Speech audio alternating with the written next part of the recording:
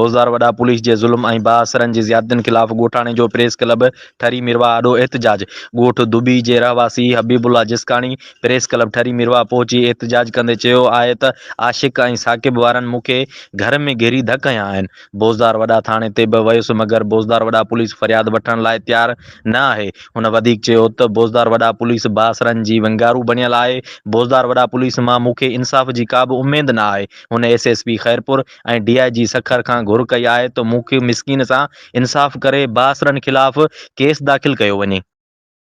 धक्का बेगुनाह मुझे घर में आया मुझे बाहू बदे मुझे धक्का पुलिस कुछ भी न कया मां एफआर करना चाहा तो मुझे एफआर भी न कई थने वो जिस कारी आशिक जो पुटरा थे आशिका फिर मुझे बाहू जलियो बेगुनाह रे खदा थे मां नारे लीमा पटी नो मुझा बच्चन के धक थे शुरू से जुल्म आयो मां रात जो देर आयो आ मुझा वयल कर मां मजदूरी करवा मजदूरी खाइनो आ ए मुझे एफआर न करे